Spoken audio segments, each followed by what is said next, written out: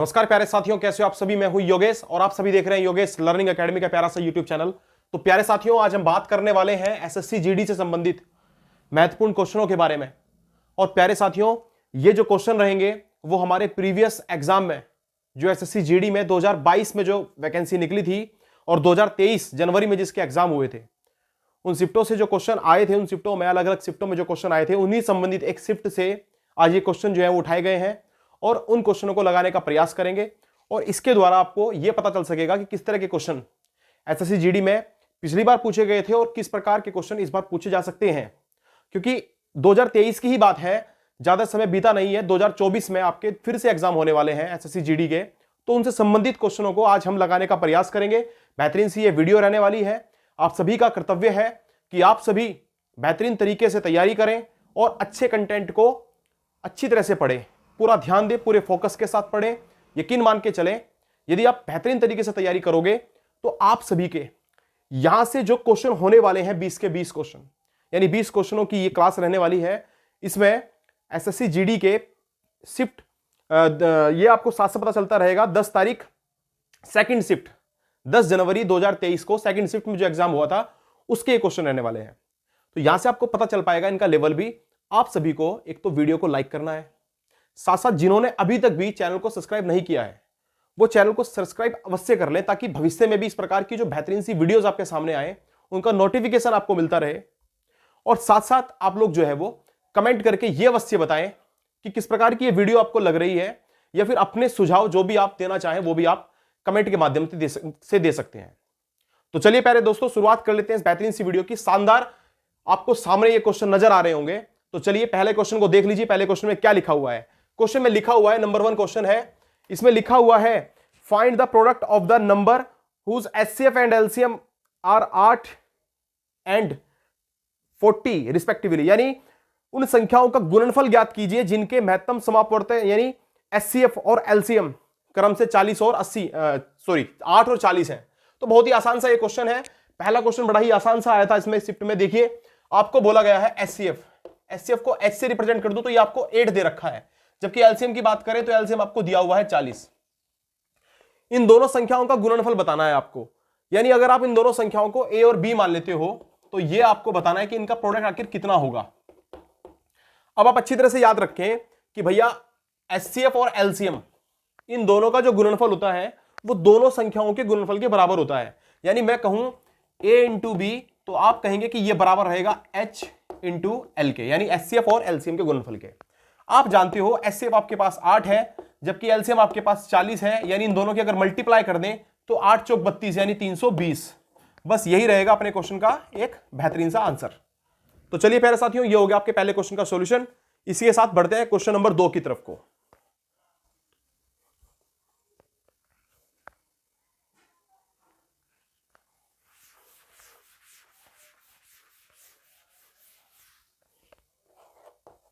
Question number 2 देख लीजिए दोस्तों, क्या लिखा हुआ है। कह रहा है दो संख्याओं के एलसीएम और एचसीएफ का 15 गुना। दो संख्याएं हैं, आप मान सकते हो एक संख्या ए होगी, एक संख्या बी होगी। कह रहा है इन संख्याओं के एलसीएम और एचसीएफ का 15 गुना। जो एलसीएम है वो एचसीएफ का 15 गुना है, यानी आप कह सकते हो 15H बराबर हो जाएंगे किसके, एलसीएम के। चलिए ये बात समझ में आने लायक है।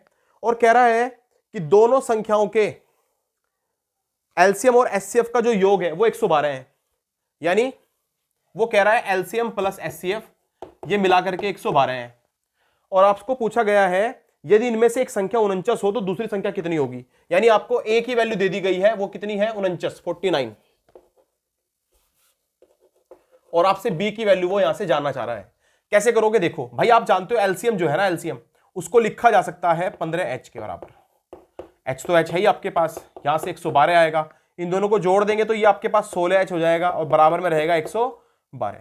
16 से अगर आप इसको काटेंगे, देखिए 16 सत्ते 112, यानी H की वैल्यू कितनी आ जाएगी, 7 आ जाएगी। अगर आपके पास H 7 आ गया, अगर H आपके पास 7 है तो फिर एलसीएम भी आप निकाल सकते हो। कैसे, आप जानते हो जो आपका एलसीएम है वो बराबर है 15H के, यानी 15 गुणा 7 और 15 सत्ते होते हैं 105, यानी आपके पास एचसीएफ आ गया 7 और एलसीएम आ गया 105। आपको दोनों संख्याओं का गुणनफल यहां से पता चल जाएगा कितना होगा। कैसे करेंगे देखो, इसको साफ कर सकते हैं, चलो यही कर लेते हैं।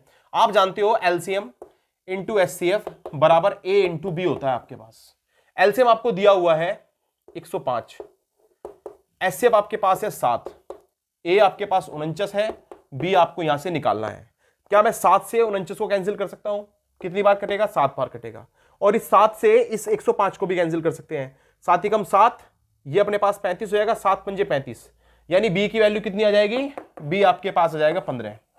चलिए, उम्मीद कर रहा हूं ये बात भी आपके समझ में अवश्य आई होगी। तो ऑप्शन नंबर इसका डी वाला ऑप्शन बिल्कुल एक्यूरेट रहने वाला है। तो चलिए बढ़ते हैं नेक्स्ट क्वेश्चन की तरफ को।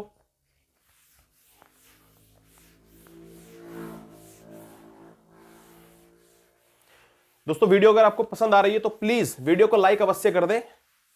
आपके ये लाइक और कमेंट जो है वो हमेशा ही मेरा मोटिवेशन जो है वो हाई करते हैं, यानी मुझे और भी ज्यादा ऊर्जावान बनाते हैं और मेरा और भी ज्यादा बेहतरीन तरीके से मन करता है कि मैं आपको शानदार से शानदार कंटेंट जो है वो प्रोवाइड करा सकूं।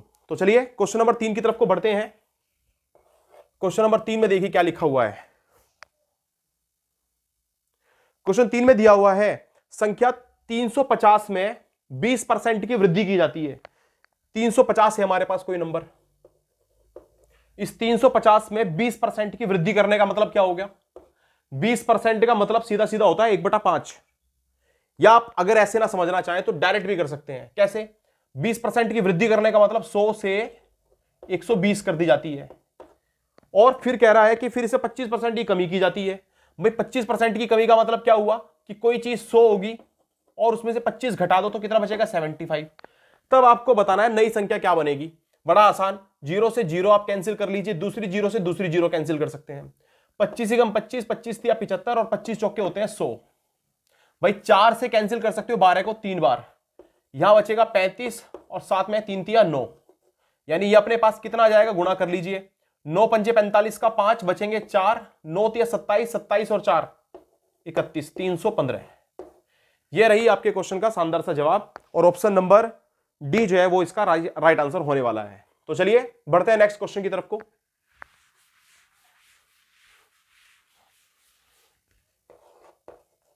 अब प्यारे साथियों क्वेश्चन नंबर 4 देख लीजिए क्या कहता है। क्वेश्चन नंबर 4 में लिखा हुआ है एक डीलर अपने माल पर क्रय मूल्य से 15% अंकित अधिक करता है। यानी सीधी बात यह है कि एक होता है आपके पास सीपी, एक होता है एसपी और एक होता है एमपी। कह रहा है कि वो क्रय मूल्य से 15% अधिक उस पर लिखता है, यानी अंकित मूल्य यानी मार्क प्राइस उसका 115 रुपए हो जाएगा। अगर मैं 100 रुपए मान लेता हूं कि 100 रुपए की वस्तु थी, उस पर 15% और बढ़ा दिए गए तो यानी कि वो कितने की हो गई? 115 की। आपसे पूछा गया है फिर वह उस पर देता है 20% की छूट। डिस्काउंट हमेशा मिलता है एमपी पर। आपको याद रखना है प्रॉफिट और लॉस हमेशा होता है सीपी पर, जबकि कभी भी डिस्काउंट पूछ लिया जाए तो डिस्काउंट हमेशा किस पर मिलता है? आप कहोगे ये मिलता है एमपी पर। तो भैया 115 रुपए किसी वस्तु के ऊपर लिखे हुए हैं, आपको इस पर देना है 20% का डिस्काउंट। तो आप जानते हो 20% का डिस्काउंट देने का मतलब क्या हो जाएगा? 20% का डिस्काउंट देने का मतलब 115 की चीज 80/100। 80/100 क्यों लिखा? क्योंकि 20% का डिस्काउंट मिल गया। मिलेगी कितने की? 80 की। कितने की चीज थी? 100 की। उसे अपोन में लिख देते हैं। 0 से 0 कैंसिल, 5 का भाड़ा पड़े 5 दूनी 10, 5 से ये 23 बार कटेगा। और आप जानते हो 2 से 8 कटता है 4 बार, और 23 गुणा 4 करोगे तो 92 रुपए आ जाएगा आपके पास। 92 रुपए जो है वो इसका एसपी हो जाएगा। यहां से उसने पूछा था कि उसका हानि परसेंटेज कितना है। भाई सीधी साफ साफ बात है, कोई चीज अगर 100 रुपए की है और उसे हम बेच रहे हैं 92 रुपए में, तो यहां से साफ साफ झलक रहा है कि भैया 8% का होने वाला है लॉस। तो 8% अपना आंसर आना चाहिए। ऑप्शन नंबर डी इसका भी रहेगा राइट आंसर। चलिए नेक्स्ट क्वेश्चन की तरफ को बढ़ लेते हैं।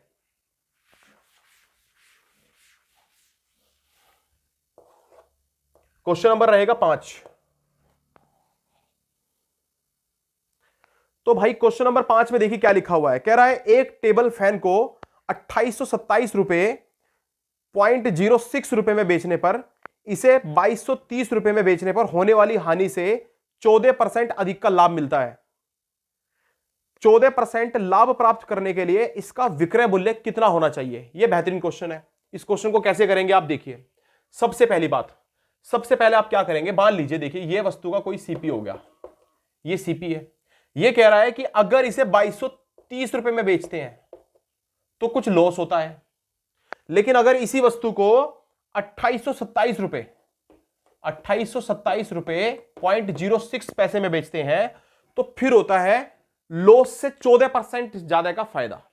यानी ये सोच लीजिए, अगर आप इसे 2230 रुपए में बेच रहे थे और आपको 100 रुपए का नुकसान हो रहा था, तो अब अगर आप इसे 2827 रुपए 6 पैसे में बेचेंगे तब आपको 114 रुपए का होने वाला है फायदा, क्योंकि 100 का तो वो लॉस भरपाई हो गई यहां पर और 14% और फायदा। तो इसका मतलब साफ साफ है कि अगर हम यहां से इन दोनों के बीच का देखते हैं डिफरेंस, तो ये डिफरेंस आपको नजर आएगा 597.06। घटा लीजिए आप लोग, 2827 में से 2230 जैसी घटाएंगे तो आपके पास बचेगा 597 रुपए 6 पैसे। जबकि अगर आप देख रहे हो तो इन दोनों के बीच का ये यहां से लेकर के यहां तक कितना डिफरेंस है, आप कहोगे ये है 214। यानी सीधी सीधी भाषा में कहें तो 214 की वैल्यू दे रखी है 597 रुपए 6 पैसे। अब आप यहां से क्या करें, 1 रुपए की वैल्यू निकाल लीजिए। 1 की वैल्यू कैसे निकालोगे? 1 की वैल्यू निकालने के लिए 597 को जैसे आप डिवाइड करोगे, इसे छोटा छोटा भी कर सकते हैं हम यहां से, ये 1 की वैल्यू निकलेगी है ना, 1 की वैल्यू। तो इसे छोटा कैसे करोगे? देखो, अगर मैं 2 से काटता हूं तो ये कटेगा 107 बार। अगर मैं इसको काटता हूं 2 से तो 2 दूनी 4, 1 बचेगा, 2 नीम 18, 1 बचेगा, 2 अट्ठे 16, उसके बाद आपके पास 1 बचेगा, 2 पंजे 10 और 2 तिया 6, यानी 298.53। अब इसे काटते हैं इससे, देखिए 107 का पाड़ा पड़ेंगे, 107 दूनी 214, 298 से 214 गए तो बचेंगे 84, 84। एक 5 इधर से ले लिया, यानी 84 तो थे ही, साथ में एक 5 भी ले लिया। अब 107 का पाड़ा पढ़ते हैं तो 7 बार पढ़ते हैं कम से कम। 7 बार में कितना आ जाएगा?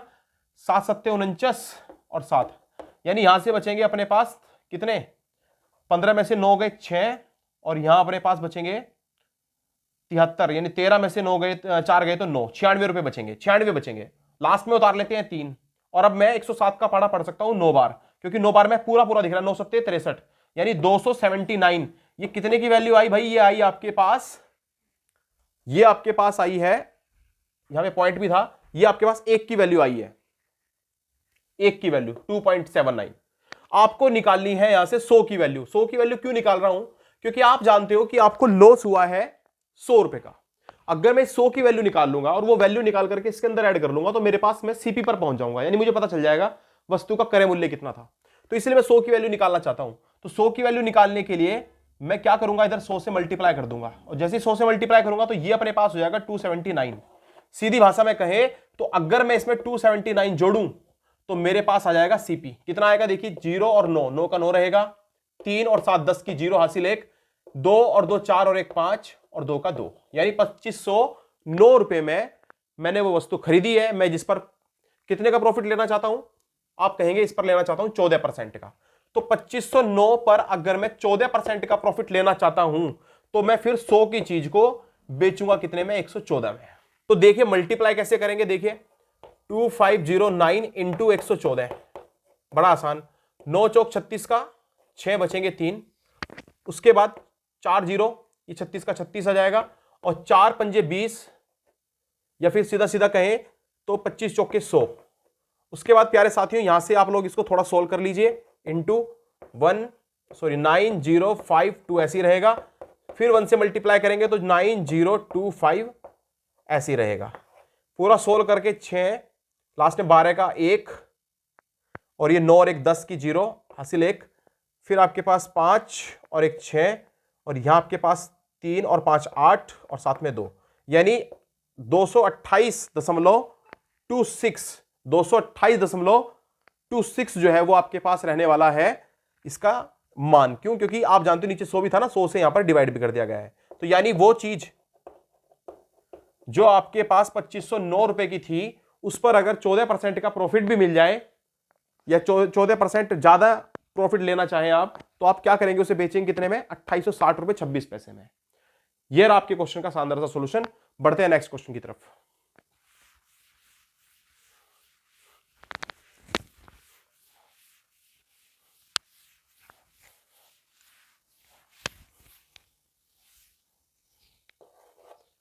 तो क्वेश्चन नंबर रहेगा 6। क्वेश्चन नंबर 6 देख लीजिए प्यारे साथियों, क्या कहता है? क्वेश्चन नंबर 6 में लिखा हुआ है, एक कपड़े की दुकान ने शर्ट पर 30% की छूट देने की घोषणा की है। कि वो शर्ट पर 30% की क्या देंगे, का डिस्काउंट देंगे, और रिबान जो है वो डिस्काउंट में 810 रुपए की छूट चाहता है, यानी रिबान चाहता है कि उसे 810 रुपए की छूट मिले। तो ऐसा करने के लिए उसे कितनी शर्ट खरीदनी होंगी, तो अगर वो ऐसा करना चाहता है तो उसे कितनी शर्ट खरीदनी होंगी, यदि प्रत्येक शर्ट का अंकित मूल्य 540 है, यानी सीधी भाषा में कहें तो 540 रुपए किसी शर्ट पे लिखा हुआ है। एक व्यक्ति ऐसा है जो इस पर डिस्काउंट चाहता है, और डिस्काउंट मिलता है हर शर्ट पर कितने का, 30% का। तो 30% का अगर डिस्काउंट मिलता है तो इसका मतलब कुल डिस्काउंट कितने रुपए का मिल जाएगा, एक जीरो से एक जीरो, दूसरी जीरो से दूसरी जीरो, और 54 तिया हो जाते हैं 162। यानी सीधी बात है कि भैया एक शर्ट पर मिलता है 162 रुपए का डिस्काउंट, आपको चाहिए डिस्काउंट 810 रुपए का, तो आप कितनी शर्ट खरीदोगे।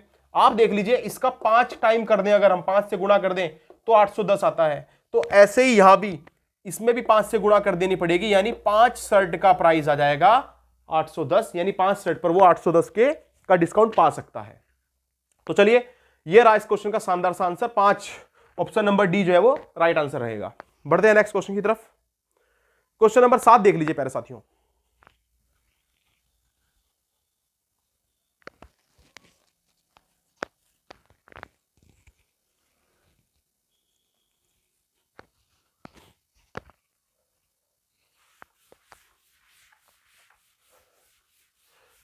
तो क्वेश्चन नंबर 7 में देखिए क्या लिखा हुआ है। क्वेश्चन नंबर 7 कहता है, एक दुकानदार 12% के प्रॉफिट पर सामान बेचता है और वास्तविक वजन से 15% वो वजन को कम कर देता है, उसका कुल परसेंटेज में लाभ कितना होगा, ये आपको बताना है। ऐसे क्वेश्चन को करने का एक शानदार सा तरीका मैं आपको बताता हूं। ये सीपी है, ये एसपी है। भाई सपोज करें कोई चीज 100 रुपए की है, दुकानदार उसमें 12% का प्रॉफिट कमाना चाहता है, इसका मतलब वो बेचेगा कितने में, 112 में। दूसरी बात, वो करता क्या है, वास्तविक वजन उसका 100 है, अगर वास्तविक वजन 100 है तो वो लोगों को देगा कितने में, उसे 85 में, क्योंकि 15% क्या कर देता है, कम कर देता है। यानी आप जाओ उसके पास 100 चीज लेने के लिए तो वो आपको 85 ही चीज देगा, 15% काट लेगा, यानी यहीं से उसका प्रॉफिट बनता है। अगर मैं 100 से 100 कैंसिल कर दूं तो साफ साफ पता चलता है कि इन दोनों के बीच का डिफरेंस कितना है, 27, यानी 27 रुपए वो फायदा कमाता है। कितने पर कमाता है, 85 पर, और इंटू में रहेगा आपके पास 100। अब अगर आप इसे 5 से काटते हैं तो 17 पंजे 85, और 17 से काटेंगे, सॉरी 5 से इसको काटेंगे, 5 दूनी 10, 20 बार कट जाएगा, यानी ये अपने पास कितना आ जाएगा, आप कहोगे 27 दूनी 54, यानी 540, और बटे में कितना रहेगा, 17। 17 से काट लीजिए भाई, 17 एकम 17, 17 तिया 51, यहां से बचेगा कितना, 3 बचेगा। 17 एकम 17, 31 दशमलव वाला कोई ऑप्शन है, बिल्कुल है, 76, 31.76 जो है वो इस क्वेश्चन का रहेगा सटीक सा आंसर। और ये हो गया हमारे पास इस क्वेश्चन का भी सॉल्यूशन। बढ़ते हैं नेक्स्ट क्वेश्चन की तरफ को, यानी अब रहने वाला है क्वेश्चन नंबर 8। और क्या कहता है क्वेश्चन 8, वो भी देख लीजिए। तो भाई क्वेश्चन नंबर 8 में लिखा हुआ है, 1.5 वर्ष के लिए 5%, सॉरी 1.5 वर्ष के लिए 8% प्रति वर्ष की दर से एक निश्चित राशि के लिए चक्रवृद्धि ब्याज और साधारण ब्याज के बीच का डिफरेंस 228 रुपए है।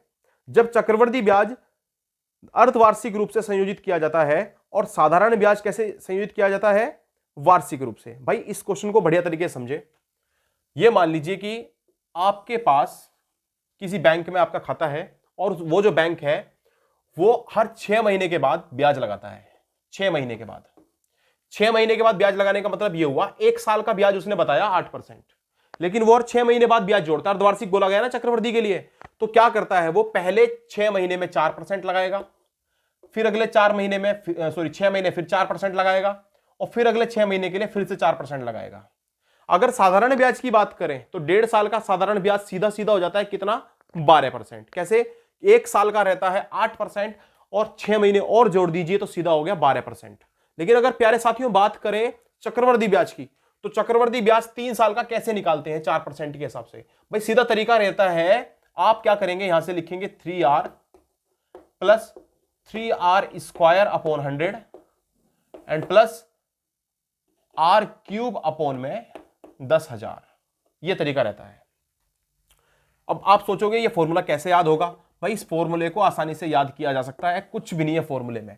क्या करना है, एक बार तीनों की तीनों जितनी भी आपके पास जो रेट दे रखा है उसको जोड़ दीजिए, वो यहां लिख दीजिए 3।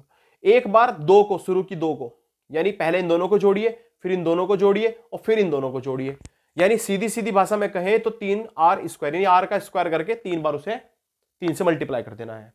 इसी तरीके से प्यारे साथियों, अब r क्यूब का मतलब एक बार तीनों का क्यूब कर दीजिए, यानी 4 गुना 4 गुना 4 ऐसे, और नीचे आपके पास 100 है ही। तो आप कैसे करोगे इसको सोल्व? देखो 3r यानी 12 होगा, सीधी सीधी बात, प्लस r का स्क्वायर यानी 4 का स्क्वायर 16, और 16 गुना 3 करें तो 48 आ गया, बटे में 100 भी है। r का क्यूब 4 चौक 16 चौक 64, 64 लिखे और अपॉन में कितना है 10,000। बात ये भी समझ में आने लायक है। अब इसके बाद प्यारे साथियों, आप जानते हो इसको अगर सोल्व किया जाए तो जब 100 से डिवाइड करेंगे तो ये आ जाएगा 0.48, इसको डिवाइड करें तो ये 0.0064 आएगा, यानी यहां जोड़ करके इतना आ जाएगा।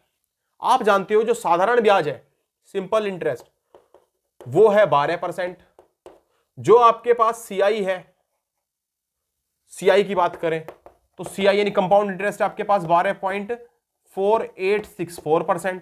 इन दोनों के बीच का डिफरेंस देखो कितना है, आप कहोगे ये डिफरेंस है, ये यानी डिफरेंस कितना है 0.4864, ये डिफरेंस है। जबकि आपको क्वेश्चन के अकॉर्डिंग ये डिफरेंस कितना दिया हुआ है, ये दिया हुआ है 228। तो आप यहां से पहले तो निकाल लीजिए इसकी वैल्यू। कैसे निकालोगे एक की वैल्यू? आप इसको डिवाइड कर दीजिए 228 को 0.4864 से। अब भाई आप इसको डिवाइड करना चाहते हो, देखो आप जानते हो यहां से अगर मैं पॉइंट हटाता हूं तो मुझे ऊपर 4 जीरो बढ़ानी पड़ेगी, यानी मैं लिखूंगा 100 इंटू फिर से 100। जबकि आप जानते हो परसेंटेज, मैं यहां से अगर 100 की वैल्यू निकालते हो तो 1 की वैल्यू निकलेगी ना। 100 की वैल्यू निकालने के लिए मैं इसमें 100 से गुणा कर दूं, तो फिर मुझे 100 से गुणा यहां भी करनी पड़ेगी।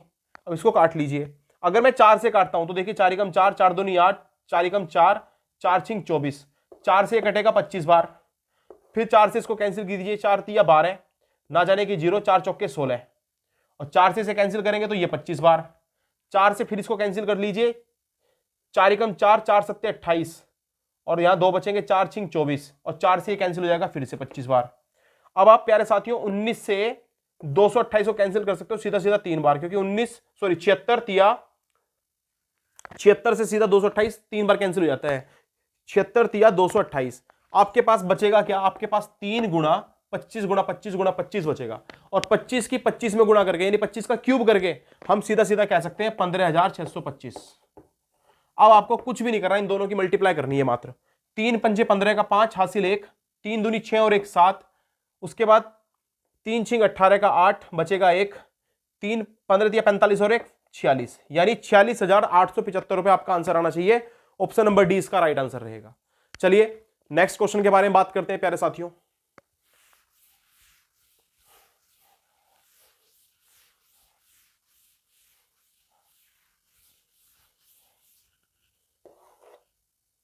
क्वेश्चन नंबर रहेगा इसके बाद 9।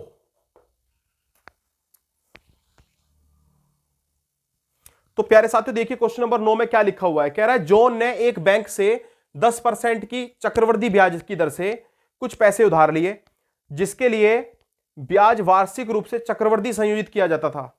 यदि उसने 4 वर्ष के बाद 21,961 रुपए 50 पैसे का भुगतान कर दिया है, तो आपको बताना है कि उसने कितने रुपए की राशि उधार ली थी। भाई बड़ा सिंपल क्वेश्चन है, कैसे करेंगे? देखिए रेट ऑफ इंटरेस्ट कितना दिया है 10%, लेकिन यह है कितने साल के लिए? 4 साल के लिए। तो पहले तो आप रेट ऑफ इंटरेस्ट निकाल लो 4 साल का। कैसे निकालेंगे? आप जानते हो जब कभी भी चक्रवृद्धि ब्याज चलता है तो ब्याज पर ब्याज पड़ता है। 1 साल का 10%, 2 साल में यह हो जाता है 21%। कैसे होता है? आप क्या करते हैं, यहां लगाते हो सक्सेसिव, यानी 10 और 10 में। कैसे? 10 और 10 को जोड़ो और 10 में 10 की कर दो गुणा और बटे में लिख दो 100, यानी यह आ जाएगा 10 और 10 20 प्लस 100 से 100 कैंसिल एक बार, यानी 21। 10% के हिसाब से 2 साल का चक्रवृद्धि ब्याज हो गया 21%। ऐसे ही अगले जो 2 साल होंगे उनका भी कितना निकल जाएगा? 21%। अब 4 साल का आप निकालना चाहते हो तो इन दोनों में फिर से लगा दीजिए सक्सेसिव। कैसे लगाओगे? 21 और 21 हो गए 42 प्लस 21 और 21 से गुणा करेंगे तो 441 और बटे में फिर से 100, यानी अपने पास ये आ जाएगा 100 से भाग देकर के 4.41, यानी जोड़ करके आ जाएगा 46.41%। उम्मीद करता हूं बात आपके समझ में जरूर आई होगी। यानी ब्याज ब्याज इतना पड़ जाएगा। अब आप सोचिए 100 रुपए की आपने किसी से उधार लिया है, कोई 100 रुपए, और उसके आप ब्याज दोगे इतने रुपए, तो आपको टोटल पैसे कितने देने पड़ेंगे? 146 रुपए 41 पैसे। जबकि आप लोग दे कितने रहे हो, टोटल भुगतान कितने कर रहे हो? क्वेश्चन के अकॉर्डिंग ये भुगतान किए जा रहे हैं 21,961 रुपए 50 पैसे। यानी 146.41 की वैल्यू इतनी है। पॉइंट से पॉइंट कैंसिल कर लेते हैं, तो यहां से एक की वैल्यू निकाल सकते हैं। कैसे निकालोगे? इससे इसको कैंसिल कीजिए। जैसे आप इसको कैंसिल करोगे, देखिए अगर 11 से कैंसिल करेंगे तो 11 से कितनी बार कटेगा? 11 एकम 11, 3 बचेगा, 11 तिया 33, फिर 3 बचेगा, 11 तिया 33 और 11 एकम 11। इसको 11 से कैंसिल कर लीजिए, 11 एकम 11 बचेंगे यहां पर हमारे पास 10, 11 एकम 11, फिर हमारे पास यहां फिर से 10 बच जाएंगे, 11 एकम 11 है ना, 11 एकम 11, फिर 11 एकम 11, यहां पे 10 बार जाएगा ना ये। दोबारा देखिए 11 एकम 11, एक यहां पर कितने बचेंगे? 10 बचेंगे, 11 निम 99 और फिर 10 बचेंगे तो 11 निम 99। अब अपने पास यहां कितने बचे हैं? 7 और 11 छिंग होते हैं 66, यहां बचेंगे 5, 11 पंजे 55, यानी इतनी बार कटेगा। फिर इसे 11 से कैंसिल कर लीजिए, 11 एकम 11, 2 बचेंगे और 11 दूनी 22 और 11 एकम 11, फिर इसको 11 से कैंसिल कीजिए, 11 एकम 11, यहां से अपने पास 8 बचेंगे, 11 अट्ठे 88, 11 अट्ठे 88, उसके बाद कितना बचेगा? 1 और 11 एकम 11, 5 11 पंजे 55। भाई 121 से इसको कैंसिल कर लीजिए, 121 से जैसे आप इसको कैंसिल करेंगे तो यह आपके पास कटेगा 150 बार, 150 बार। अगर ये 150 बार कटता है तो ये आपके पास आई है 1 की वैल्यू। अगर 1 की वैल्यू 150 है तो आपको तो 100 की वैल्यू चाहिए थी ना, तो 100 की वैल्यू कितनी आएगी? ये आ जाएगी 15,000। यानी अपने पास इसका सही आंसर आना चाहिए option number B. Option number B है 15,000। चलिए नेक्स्ट क्वेश्चन यानी क्वेश्चन नंबर 10 की तरफ को चलते हैं। बड़ा ही आसान सा क्वेश्चन है क्वेश्चन नंबर 10 भी।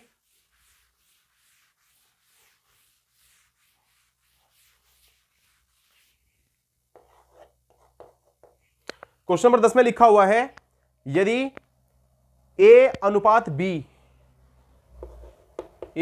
बी आपको दे दिया जाए 5:6 और कह रहा है बी अनुपात सी आपको दे दिया जाए 6:7, तो आप यहां से बताइए A plus B ratio B plus C ratio C plus A, ये आपको निकालना है। भाई सबसे पहले तो एबीसी अनुपात निकाल लीजिए, एबीसी का कैसे निकालोगे? AB का अनुपात 5:6 है और BC का अनुपात 6:7 है। देखो दोनों तरफ B की वैल्यू अगर सेम है तो फिर यहां सीधा 7 लिख लीजिए, यानी ABC का रेशियो हमारे पास आ गया 5:6:7। बस अब कुछ भी नहीं करना, इसके अंदर वैल्यू पुट कर दो। A की जगह 5, B की जगह 6, 5 और 6 11 अनुपात, B की जगह 6, 6 और 7 13, और C और A की बात करें तो 5 और 7 12, यानी अपने पास आना चाहिए इसका आंसर 11:13:12। ऑप्शन नंबर सी जो है वो राइट आंसर रहने वाला है। और ये क्वेश्चन बड़ा ही आसान था, देख लीजिए। इसके बाद क्वेश्चन नंबर 11 की तरफ को चलते हैं। क्वेश्चन नंबर 11 क्या कहता है? क्वेश्चन नंबर 11 देख लीजिए भाई। क्वेश्चन नंबर 11 में लिखा हुआ है 7, 5 और 3, 7, 5 और 3 के चौथे समानुपाती, इन दोनों के चौथे समानुपाती और 7 और 13 के तीसरे समानुपाती के बीच का अनुपात। भाई इसका चौथा समानुपाती हमें पता नहीं कितना है तो उसको x मान लेते हैं, जबकि एक दूसरा है 7 और 13, इनका तीसरा अनुपाती कितना है उसे y मान लेते हैं। कह रहा है इन दोनों का जो अनुपात होगा वो कितना होगा, वो आपको बताना है। आप जानते हो चौथे अनुपात को निकालने का तरीका रहता है क्या? बीच के जो नंबर है 7 और 3, इनको गुणा करो और इसको पहले नंबर से भाग दे दो, ये रहेगा। यानी 7x भी लिख सकते हो आप चाहे तो यहां इन दोनों को, है ना। और बराबर में बात करें इन दोनों की तो यहां पर आप क्या लिखोगे? यहां आप लिख सकते हो 13 का स्क्वायर कर दीजिए, ये तरीका रहता है ना। बीच वाले का स्क्वायर कर लेते हैं, नीचे लिख देते हैं दोनों बाकी नंबर 7 गुना y।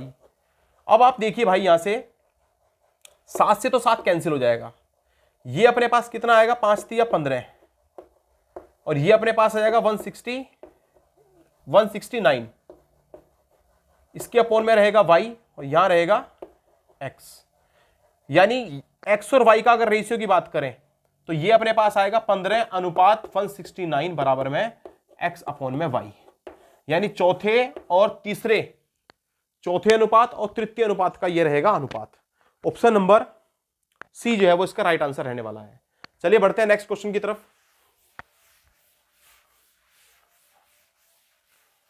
और क्वेश्चन नंबर करेंगे 12वां। देखिए 12वें क्वेश्चन में क्या लिखा हुआ है प्यारे साथियों। क्वेश्चन नंबर 12 कहता है the average cost of 10 items is rate 89, यानी 10 वस्तुओं का औसत मूल्य, 10 वस्तुओं का औसत मूल्य अगर 89 है तो फिर 10 वस्तुओं का मूल्य कितना हो जाएगा 890। कह रहा है इनमें से एक वस्तु अगर 35 है, अगर इनमें से एक वस्तु 35 है उसे निकाल दिया जाए तो उसके बाद जो बची 9 वस्तुएं हैं उनका औसत कितना हो जाएगा भाई 35 निकाल दो पहले, इसमें से आप माइनस करोगे तो ये बचेगा 855। अब आपको इनका औसत निकालना है तो 855 को डिवाइड कर दीजिए, कितनी संख्या रह गई 9 रह गई, 9 से डिवाइड करोगे 9 81, एक बचेगा, एक नहीं 4 बचेंगे, 9 पंजे 45, यानी कितना आ जाएगा 95। ऑप्शन नंबर डी जो है वो इसका राइट आंसर है। तो ये आपका आसान सा क्वेश्चन था। चलिए बढ़ते हैं अगले क्वेश्चन की तरफ, यानी क्वेश्चन नंबर 13 क्वेश्चन में देख लीजिए क्या दिया हुआ है प्यारे साथियों। इसमें लिखा हुआ है बीमारी की वजह से एक व्यक्ति का भार एक महीने में 80 किलोग्राम से घटकर 64 किलोग्राम हो गया है। बताइए भार में कितने % की कमी आई है। भाई 80 पहले था, अब कितना हो गया 64, कमी कितने की आई 16 की, कितने पर आई 80 पर, इंटू में क्या कर दीजिए 100, एक जीरो से जीरो, 8 दूनी 16 और 2 की गुणा 10 में करोगे तो 20%। यह रहा आपके क्वेश्चन का आंसर। नेक्स्ट अगले क्वेश्चन की तरफ को बढ़ते हैं। क्वेश्चन नंबर 14 में लिखा हुआ है, क्वेश्चन नंबर 14 में लिखा हुआ है भाई ए और बी एक काम को अलग अलग करें तो 10 और 15 दिनों में पूरा कर सकते हैं। बी अकेला 3 दिन कार्य करता है और फिर वह कार्य को छोड़ देता है। शेष कार्य को एक कितने दिनों में समाप्त करेगा यह आपको बताना है। भाई सिंपल बात है, ए है और बी है। ए किसी काम को कर सकता है 10 दिनों में, बी कर सकता है 15 दिनों में। सबसे पहले तो ले लो इनका एलसीएम, 10 और 15 के एलसीएम की बात करें तो 30 आ जाता है, 10 तिया 30 और 15 दूनी 20, 15 दूनी 30, ये आपके पास आ गया। इससे साफ साफ पता चला कि ए मान लो टोटल 30 कुर्सियां बनानी है, एक दिन के अंदर बना सकता है 3 कुर्सियां, बी एक दिन के अंदर बना सकता है 2 कुर्सियां, दोनों मिलकर के काम को कर देते हैं शुरू। और बी जो है, अच्छा बी अकेले करता है 3 दिन तक कार्य, ठीक है भाई। बी अगर अकेले 3 दिन तक कार्य करेगा तो 3 दिन में कितना काम करता है, एक दिन में 2 कुर्सियां बनाता है तो 3 दिन में बना देगा ये 6 कुर्सियां। अब बाकी कुर्सियां कितनी रह गई तो आप कहोगे 24 बची है जी। ये 24 की 24 मुझे किससे बनवानी है, ए से। तो भाई ए बनाता है एक दिन के अंदर 3 कुर्सियां, 24 कुर्सियां बनाने के लिए 3 अट्ठे 24, यानी ये 8 दिन का समय लेगा। ये रहा आपके क्वेश्चन का आंसर। तो चलिए बढ़ते हैं नेक्स्ट क्वेश्चन की तरफ। क्वेश्चन नंबर 15 देख लीजिए। शिफ्ट में कुछ क्वेश्चन आसान मिलेंगे, कुछ क्वेश्चन आपको हार्ड मिलेंगे। सारे क्वेश्चन करने नहीं है। 20 के 20 क्वेश्चन करने से 20 के 20 क्वेश्चन तभी आप करो जब आपको लगता है कि आपका ज्यादा समय इनमें नहीं जा रहा है। यदि आप लोग प्यारे साथियों 20 के 20 क्वेश्चन करने बैठ गए और उनमें से 20 के चक्कर में आप बाकी सब्जेक्ट जैसे जीके हो गया और रीजनिंग हो गई, इन दोनों को आप छोड़ देते हो, यानी समय कम देते हो, तो फिर आप सिलेक्शन से बहुत दूर चले जाओगे। सीधा तरीका यह है कि इन 20 में से 15 क्वेश्चन तो आपके बिल्कुल पक्के होने चाहिए, और कम से कम अगर आप 17 से 18 क्वेश्चन अटेंड कर लेते हो बढ़िया तरीके से, जिनमें आपको विश्वास हो कि सारे के सारे सही होंगे, 17 से 18 क्वेश्चन, तब आप बाकी का समय उन 3 जो क्वेश्चन थे, जो हार्ड क्वेश्चन थे, उन्हें आपने छेड़ा भी नहीं। कैसे पता चलता है हार्ड क्वेश्चन है? क्वेश्चन को पढ़ के ही पता चल जाता है, देख के पता चल जाता है कि इस क्वेश्चन में कैलकुलेशन कैसे होने वाली है।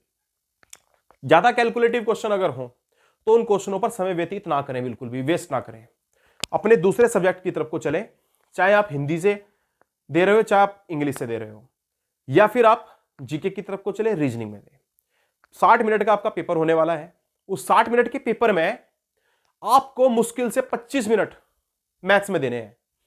अगर आप थोड़ी आपकी स्पीड कम भी है तब भी आप 30 मिनट से ऊपर मैथ्स में ना जाएं, यानी 30 मिनट अगर आप लोग 30 मिनट से ज्यादा अगर आप मैथ्स में खर्च कर रहे हो तो फिर भूल जाइए कि आप लोग सिलेक्शन के पास पहुंच जाओगे, क्योंकि 30 मिनट आपके मैथ्स में चाहिए या 30 मिनट तक आप लगा सकते हो। उसके बाद आपको ज्यादा से ज्यादा 15 मिनट या 16 मिनट आपको देने हैं, किसमें? आपकी रीजनिंग में।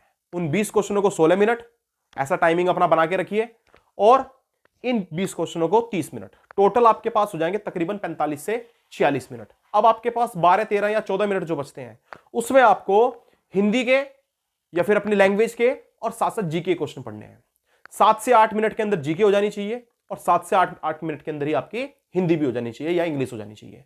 ये रहेगा आपका पूरा तरीका इन 80 क्वेश्चनों को अटेम्प्ट करने का। अगर आप इस फॉर्मूले के बिहाफ पर काम करते हो, यानी इस फॉर्मूले के अकॉर्डिंग चलते हो जो मैं आपको बता रहा हूं, इतना समय व्यतीत करते हो, तो फिर देखिए आप लोग जो है वो शानदार से तैयारी कर रहे होंगे और शानदार सा सिलेक्शन लेकर के आप लोग जो है वो अपने फिजिकल की तैयारी कर रहे होंगे, यानी फिजिकल की तरफ को आपको फिर चले जाना है। ये तरीका होता है। लेकिन हाँ, ये सब कहने में बड़ा आसान लगता है, करने में उतना ही मुश्किल है। तो आप लोग क्या करें, पहले ढंग से सारे कंसेप्ट तैयार करें। मैथ्स के कुछ चैप्टर ऐसे हैं जिनसे एसएससी जीडी में लगातार क्वेश्चन पूछता है। इसमें ज्यादा एडवांस मैथ्स वगैरह नहीं आती। इसमें ऐसा नहीं है कि आप लोग जो है एंगल वाले क्वेश्चन करने बैठ गए, ट्रिग्नोमेट्री के क्वेश्चन लेकर के बैठ गए, ऐसे ज्यादा करने की आवश्यकता नहीं है। गिने चुने 7-8 चैप्टर मजबूत कर लीजिए अपने। उन चैप्टरों के बारे में आपको डिटेल से बता दिया जाएगा और उन चैप्टरों को तैयार करके फिर जो है आप लोग बाकी सब्जेक्ट में भी इसी प्रकार से अपना टाइम सुनिश्चित कीजिए। 20-20 नंबर का हर पेपर है, तो उसी हिसाब से आपका टाइम शेड्यूल भी बटा हुआ होना चाहिए। चलिए बढ़ते हैं अगले क्वेश्चन की तरफ को। क्वेश्चन नंबर क्या रहने वाला है? क्वेश्चन नंबर है 15वां। तो 15 क्वेश्चन में लिखा हुआ है प्यारे साथियों, सोनल और अर्जुन मिलकर एक काम को 57 दिनों में कर सकते हैं। सोनल है और अर्जुन है, काम को कर सकते हैं 57 दिनों में। जबकि दूसरी तरफ अर्जुन और रोहन इसी काम को 38 दिनों में। अर्जुन है और रोहन है, इसी काम को कितने दिनों में कर सकते हैं? 38 दिनों में। जबकि रोहन और सोनल इसी काम को 38 दिनों में कर सकते हैं। भाई सबसे पहला तो आपने एक काम करना है, यहां से लेना है एलसीएम। एलसीएम लेने का तरीका मैंने आपको बताया था। इनमें सबसे बड़ा नंबर कौन सा है? 57। तो 57 से तो बड़ा ही होगा एलसीएम। अब उसके बाद क्या करें, आप 38 को देखें। 38 में वो कौन सा नंबर नहीं है जो 57 में आपको नजर आ रहा है? आप देखोगे तो 19 दूनी 38 होते हैं, तो 19 तो यहां नजर आ रहा है, क्योंकि 57 भी तो कैसे आया? 19 या 57 करके आया, तो 19 तो इसके अंदर है, लेकिन इसमें 2 नहीं है, तो 2 आप यहां पर इंटू कर दीजिए। अब तीसरे नंबर को देखिए, 38 में तो ये तो वही बात आ गई ना, तो ये सब के सब इसके अंदर आ चुके हैं, यानी अपना एलसीएम यही रहने वाला है। 57 दूनी 114, 114 अपना क्या हो गया यहां से एलसीएम। अब प्यारे साथियों, आपको क्वेश्चन में दिया हुआ है अगर इस काम को तीनों मिलकर के करें तो ये काम कितने दिनों में समाप्त हो जाएगा? भाई देख लीजिए, यहां से पहले तो इनका ये देख लीजिए कार्य क्षमता क्या है। 57 को अगर मैं 114 से डिवाइड करूंगा, 114 को अगर मैं 57 से डिवाइड करूंगा तो मेरे पास 2 आएगा। 38 से डिवाइड करूंगा तो 3 आएगा, यहां भी 3 आ जाएगा। इससे साफ साफ है कि सोनल और अर्जुन मिलकर के एक दिन में 2 कुर्सियां बनाते हैं, अर्जुन और रोहन मिलकर के एक दिन में 3 कुर्सियां बनाते हैं, जबकि रोहन और सोनल मिलकर के एक दिन के अंदर 3 कुर्सियां बनाते हैं। तो इस प्रकार से तीनों अगर मिल जाए तो एक दिन में कितनी कुर्सियां बना सकते हैं वो हमें बताना है। पहले देख लीजिए, सोनल प्लस अर्जुन, अर्जुन प्लस रोहन और रोहन प्लस सोनल, ये टोटल कुर्सियां बना सकते हैं 2 और 3 5 और 3 8 बना सकते हैं। लेकिन आप भाई एक चीज नोटिस कीजिए, यहां अर्जुन भी 2 है, रोहन भी 2 है और सोनल भी 2 है। इनको एक एक करना है क्योंकि तीनों आदमी एक एक ही है। तो मैं 2 यहां से, अगर मैं यहां से इन सबको जोड़ता हूं तो 2 आएंगे ना सबके आगे, वो 2 कॉमन ले लिया जाए तो यहां बचेगा अर्जुन, सोनल और रोहन, और बराबर में 8 है ही आपके पास। 2 से इसको कैंसिल कर दिया जाए तो कितना आएगा? 4। इसका मतलब अर्जुन, सोनल और रोहन तीनों मिलकर के एक दिन के अंदर 4 कुर्सियां बनाते हैं। आपको कुर्सियां बनवानी कितनी है? 114। तो 114 कुर्सियां बनवानी है तो 4 एक दिन में बनती हैं, तो सारी कुर्सियां बन जाएंगी 28.5 दिन में। यह रहा आपके क्वेश्चन का एक शानदार सा और आसान सा तरीका। चलिए अब मिलते हैं नेक्स्ट क्वेश्चन की तरफ को बढ़ते हैं। क्वेश्चन नंबर 16 की तरफ को चलते हैं भाई। 16 क्वेश्चन में देखिए क्या लिखा हुआ है। लिखा है एक ट्रेन 120 मीटर लंबी है और 60 किलोमीटर प्रति घंटे की चाल से चलती हुए एक पुल को 18 सेकंड में पार कर जाती है। आपको बतानी है इस पुल की लंबाई कितनी है। भाई बात सीधी यह है कि आपके पास जो ट्रेन की लंबाई है वो कितनी है? ट्रेन आपके पास है 120 मीटर लंबी, ठीक है। पुल की लंबाई आपको बतानी है और पुल की लंबाई को आप मान सकते हो x। हमेशा ध्यान रखना कि जब भी कोई ट्रेन किसी पुल को पार करती है, किसी प्लेटफॉर्म को पार करती है, तो उसकी टोटल लेंथ पुल की और ट्रेन की दोनों की कंबाइंड लेंथ हो जाती है। यानी अपने पास ट्रेन की जो लेंथ रहेगी टोटल वो 120 प्लस x रहेगी। इतना चलना पड़ेगा तब जाकर के वो पुल को पार कर पाएगी। अब आपको इस काम के लिए कितना समय लगता है? आप कहोगे 18 सेकंड। और आप ये भी जानते हो कि चाल जो है वो कितनी है? 60 किलोमीटर प्रति घंटा। ऐसा कीजिए, यहां से 120 को तो ऐसे ही रखा रहने दीजिए, इस 18 को उस तरफ ले जाइए, 18 उस तरफ चला गया, ये 60 है, ये सेकंड में है, ये मीटर में है, तो ये किलोमीटर प्रति घंटे में क्या कर रहा है, इसको भी चेंज कर लीजिए किसमें, मीटर प्रति मिनट में, मीटर प्रति सेकंड में। उसके लिए आपको कुछ नहीं करना है, यहां पर 5/18 से इसको डिवाइड कर देना है। हमेशा किलोमीटर प्रति घंटे को जब भी मीटर पर सेकंड में चेंज करना हो तो आपको 5/18 से क्या कर देनी है, गुणा कर देनी है। क्या फायदा होगा, 18 से 18 कैंसिल हो जाएगा, 120 ऐसे ही रहेगा, प्लस में x और 6 पंजे 30 यानी 300 आ गया। ये यहां से x की वैल्यू निकालना चाहते हो तो 300 में से माइनस कर दो 120, यानी x की वैल्यू आ जाएगी कितनी, आप कहोगे 180 मीटर। यानी ट्रेन की जो पुल की जो लंबाई है वो 180 मीटर है। ये रहा आपके क्वेश्चन का आसान सा आंसर। चलिए बढ़ते हैं क्वेश्चन नंबर 17 की तरफ।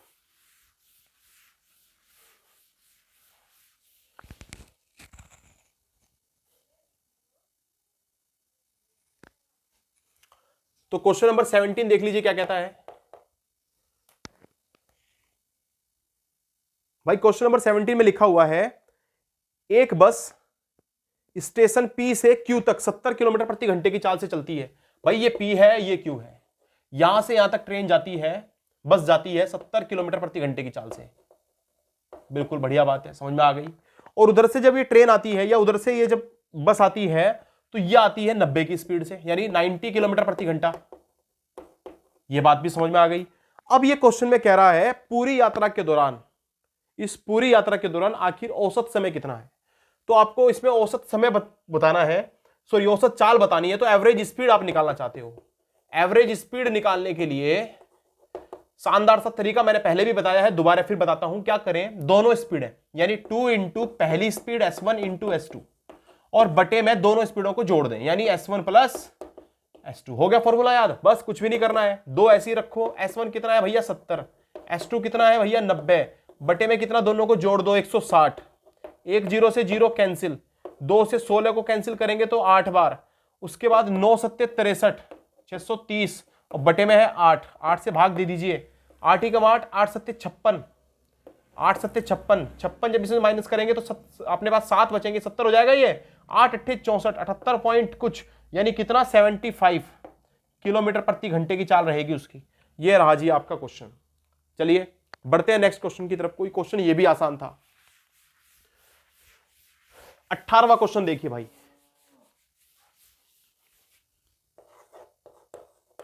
18वें क्वेश्चन को देखिए कैसे होगा। 18वां क्वेश्चन भाई, 18वें क्वेश्चन में लिखा हुआ है 400 मीटर लंबी एक वृत्ताकार दौड़ में ए और बी एक ही बिंदु से एक ही समय पर 10 मीटर प्रति सेकंड और 16 मीटर प्रति सेकंड की चाल से चलना शुरू करते हैं। समान दिशा में दौड़ते हुए वे अपने आरंभ बिंदु पर कितने समय बाद मिलेंगे। भाई देखो, ए जो है ना एक चलना स्टार्ट करता है, ए चलता है एक पॉइंट से और बी भी चलता है इसी पॉइंट से, दोनों समान दिशा में चलते हैं। अब ऐसा होगा कि भैया एक की तो स्पीड है 10 मीटर पर सेकंड और दूसरे की स्पीड है 16 मीटर पर सेकंड, लेकिन दोनों को डिस्टेंस कवर करनी है 400 और इसको भी 400। यानी यहां से अगर मैं बात करूं, ये तो मेरे पास दूरी है, ये मेरे पास इसकी चाल है, तो इसको टाइम कितना लगेगा, 0 से 0 कैंसिल करके अपने पास बचेगा 40 सेकंड। यानी ये तो चलेगा 40 सेकंड में एक पूरा राउंड। और ये 16 से इसको कैंसिल करेंगे तो देखिए 16 दूनी 32 और ये 5 बार, यानी कितना आ जाएगा, आप कहोगे आपके पास 25 सेकंड आ गया। इसका मतलब ए तो जाएगा 40 सेकंड में एक चक्कर पूरा कर देगा और बी जो है वो 25 सेकंड में एक चक्कर पूरा करेगा। इनका हमें बताना है कि आखिर दोबारा कब मिलेंगे। तो दोनों का एलसीएम निकाल लेते हैं ऐसे क्वेश्चनों में। एलसीएम कैसे निकालेंगे आप जानते हो, 40 और 25 का एलसीएम निकालने के लिए आप जानते हो दोनों में बड़ी संख्या कौन सी है, आप कहोगे 40, तो 40 से तो बड़ा ही आएगा एलसीएम। कितना बड़ा आएगा आप देखिए, 25 में वो कौन सा नंबर नहीं है जो 40 के अंदर है। 25 के फैक्टर करें तो 5 और 5 होते हैं। क्या एक 5 इसमें है 40 में? बिल्कुल है। क्या दूसरा 5 इसके अंदर है? नहीं है। तो उस 5 को यहां पर ले आइए और 40 गुणा 5 करेंगे तो आपके पास आ जाएगा 200 सेकंड। यानी 200 सेकंड में वो दोबारा फिर से मिल जाएंगे। उम्मीद करता हूं ये क्वेश्चन आपके समझ में अवश्य आया होगा। और अब हम बात करेंगे क्वेश्चन नंबर 19 के बारे में।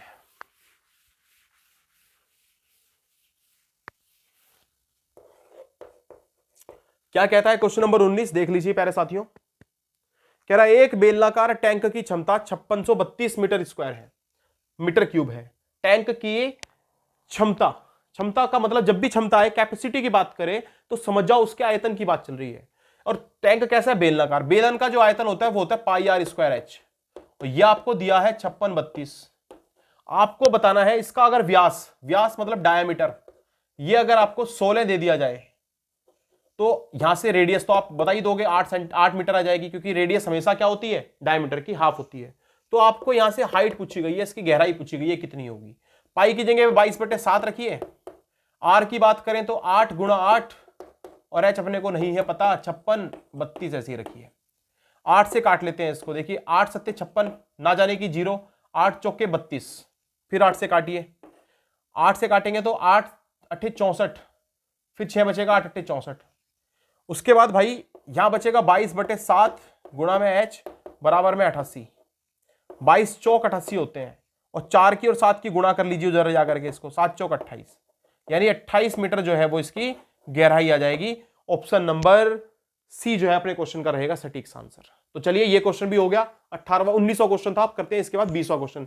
ये इस शिफ्ट का आखिरी क्वेश्चन है मैथ्स का, और बहुत ही शानदार तरीके से इन क्वेश्चनों का सॉल्यूशन देने का हमने प्रयास किया है। नेक्स्ट क्वेश्चन के बारे में बात कर लेते हैं। आप अगर अभी तक भी वीडियो को लाइक नहीं किया है तो वीडियो को लाइक अवश्य कर दें, चैनल को सब्सक्राइब करना बिल्कुल ना भूलें प्यारे साथियों। लगातार भविष्य में भी इसी प्रकार की शानदार और जानदार वीडियोस आपको लगातार मिलती रहेंगी।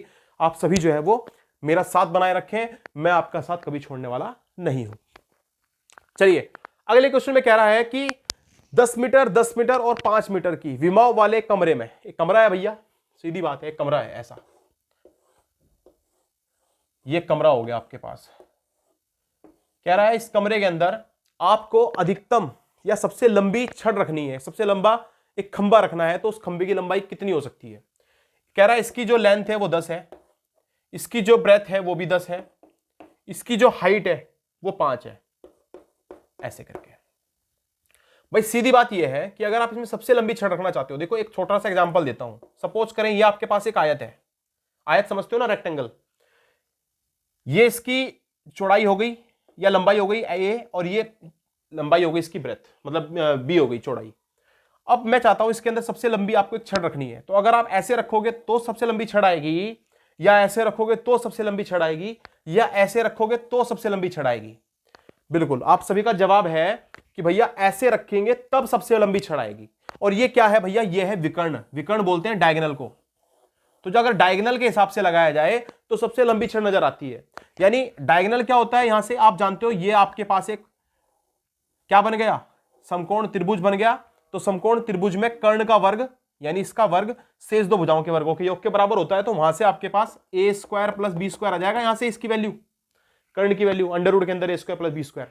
तो जिस प्रकार से यहां पर a square plus B square आ गई, उसी तरीके से अगर हम किसी 3D डायमेंशन की बात करें, यानी 3D आकृति की बात करें, तो यहां पर सबसे लंबी छड़ निकालने के लिए उसके पीछे वाले कोने से, मान लो ये ऐसे है, तो पीछे वाले कोने से जो आगे का ये वाला कोना है, यहां तक अगर आप रखते हो तो सबसे लंबी छड़ आएगी। या फिर ऐसे उस पीछे वाले कोने से आगे वाले कोने तक ऐसे छड़ को रखा जाए तो सबसे लंबी छड़ आएगी। आप एक कमरे को भी इमेजिन करके देख सकते हो कि एक कोने से दूसरे वाला नीचे वाला कोना, वहां तक जो छड़ होगी उसकी लंबाई सबसे ज्यादा होगी। तो उसे निकालने के लिए सीधा तरीका रहता है अंडर रूट के अंदर L square plus B square और प्लस में एच स्क्वायर।